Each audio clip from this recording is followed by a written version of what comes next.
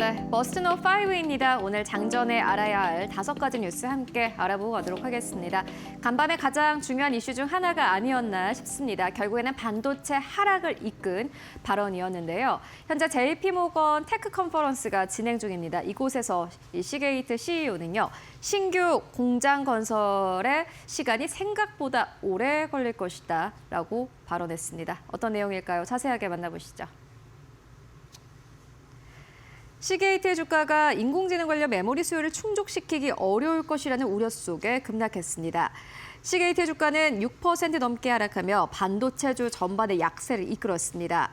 시게이트의 최고 경영자인 데이브 모슬리는 이날 JP모건 컨퍼런스에서 신규 공장 건설에 대해 시간이 너무 오래 걸릴 것이라고 밝혔습니다. 그의 발언은 업계가 AI발 수요 급증에 맞춰 생산 능력을 충분히 확대하지 못할 수 있다는 투자자 우려를 자극한 것으로 풀이됐습니다. 모슬리 CEO는 생산 능력은 더 늘릴 수 있겠지만 그렇게 되면 해당 기술의 성장 속도는 둔화될 것이라고 말했습니다. 최근 시게이트는 오픈 AI, 마이크로소프트, 구글 등이 개발 중인 초거대 AI 모델 확산에 맞춰 자사를 AI 수혜 기업으로 적극 부각해왔습니다. 다만 이날 급락에도 불구하고 시게이트의 주가는 올해 들어 167% 이상 상승했으며 최근 12개월 기준으로는 582% 넘게 급등한 상황입니다. 네, 시게이트 CEO의 발언은 시장의 우려를 불러일으켰습니다.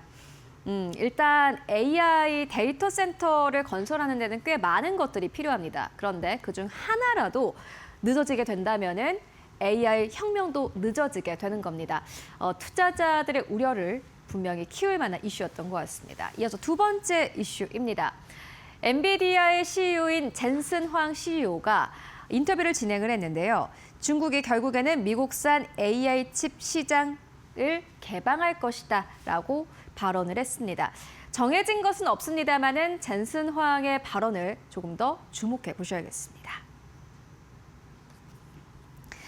엔비디아의 최고 경영자인 젠슨 황이 중국이 결국 미국산 인공지능 칩 수입을 허용하게 될 것이라고 전망했습니다. 황 CEO는 블룸버그 TV 인터뷰에서 중국 정부는 자국 시장이 얼마나 보호할지 결정해야 한다면서도 시간이 지나면 시장은 결국 개방될 것이라고 본다고 말했습니다. 다만 황 CEO는 엔비디아의 H200 AI 칩 판매 문제를 중국 당국과 직접 논의하지는 않았다고 밝혔습니다. 그는 트럼프 대통령이 양국 지도부와 관련 논의를 진행했다며 어떤 결정이 내려질지 기대하고 있다고 말했습니다. 황 CEO는 앞서 중국 시장이 엔비디아에 약 500억 달러 규모의 기회가 될 수 있다고 평가한 바 있습니다. 다만 엔비디아는 올해 초 중국 AI 칩 매출 전망치를 사실상 0 수준으로 유지했습니다. 한편 엔비디아는 오는 21일 실적을 발표할 예정으로 시장에서는 중국향 AI 칩 수출 전망과 관련한 추가 언급 여부에 주목하고 있습니다. 네, 중국 시장이 다시 한번 열리게 된다면은 엔비디아에게는 큰 기회가 될 것으로 보여집니다. 이번 실적 발표에서 관련 발언 어떤 것들 나올까요? 기대해 보도록 하겠습니다. 엔비디아의 실적은 여전히 시장에는 굉장히 중요한 이슈입니다. 실적 발표를 앞두고 목표 주가 상향 조정 리포트까지 나왔는데요. 모건 스탠리에서는 엔비디아의 호실적과 가이던스가 기대된다라면서 목표 주가를 상향 조정했습니다. 모건 스탠리가 실적 발표를 앞둔 엔비디아에 대한 목표가를 상향 조정했습니다. 전형적인 어닝 서프라이즈가 예상된다는 이유입니다. 모건 스탠리는 엔비디아에 대한 목표가를 기존 260달러에서 285달러로 상향 조정했습니다. 이는 전거래일 종가 대비 약 26%의 상승 여력이 있는 수준입니다. 조셉 무어 모건 스탠리 애널리스트는 2차, 3차 AI 수혜주들이 시장 수익률을 계속 상회하면서 투자자들의 관심이 다시 엔비디아로 돌아오는 데 시간이 걸렸다면서도 이번 분기가 주가 재평가를 향한 긍정적인 단계가 될 것이라고 말했습니다. 모건 스탠리는 엔비디아가 기존 추정치인 매출 782억 5천만 달러, EPS 1.69달러를 웃도는 매출 792억 6,400만 달러와 EPS 1.72달러를 기록할 것으로 전망했습니다.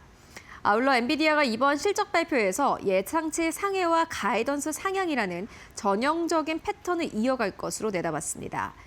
무원 분석가는 엔비디아는 공급 확보를 위한 선제적 움직임을 보이고 있다며 이는 경쟁사 대비 엔비디아를 유리한 위치에 올려놓고 있어 여전히 낙관적이라고 설명했습니다. 네, 엔비디아가 전형적으로 이번에 예상치를 웃도는 매출, EPS 그리고 가이던스까지 발표할 수 있을까요? 기대해 보도록 하겠습니다. 네, 이번에는 네 번째 뉴스입니다.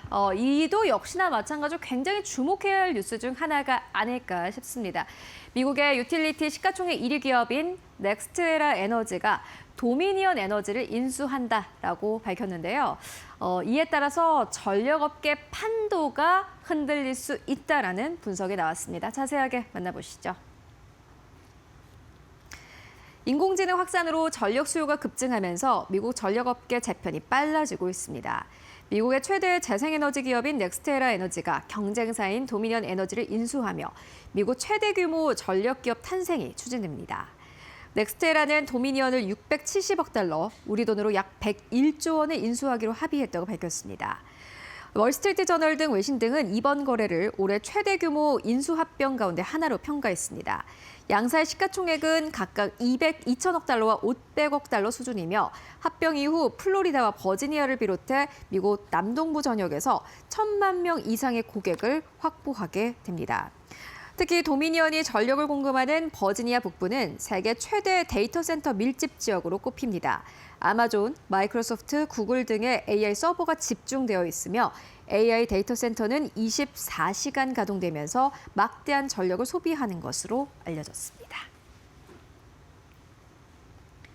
네, 이에 따라서 한국 시장에서 고객사들의 변화가 있을지 함께 확인하시면 좋을 것 같습니다. 이어서 마지막 뉴스로 넘어가 보도록 하겠습니다. 일론 머스크가 오픈 AI와 관련된 재판을 진행 중이다라는 소식 여러분들 계속해서 접하고 계시죠? 그런데 스페이스X 상장을 앞두고 오픈 AI 재판에서 패소했다라는 소식이 있었습니다. 자세하게 만나보시죠. 일론 머스크 테슬라 최고 경영자가 오픈 AI를 상대로 제기한 소송에서 패소했습니다. 캘리포니아 북부 연방지법 오클랜드 지원 배심원단은 머스크가 법정 시한 내에 소송을 제기하지 않았다고 판단해 만장일치로 패소 판결을 내렸다고 CNBC는 설명했습니다. 민사소송은 사안별로 소제기 가능 기간이 정해져 있는데 머스크가 이를 넘겨 소송을 제기했다는 것입니다. 머스크가 문제를 삼은 공익신탁 의무 위반과 부당이득 관련 소제기 시한은 각각 침해 사실 인지 시점으로부터 3년과 2년입니다. 배심원단은 머스크가 해당 문제를 2021년 8월 이전에 이미 인지했다고 판단했습니다. 이에 따라 머스크가 정식 소장을 제출한 지난해 8월은 이미 시효가 지난 뒤였다고 봤습니다.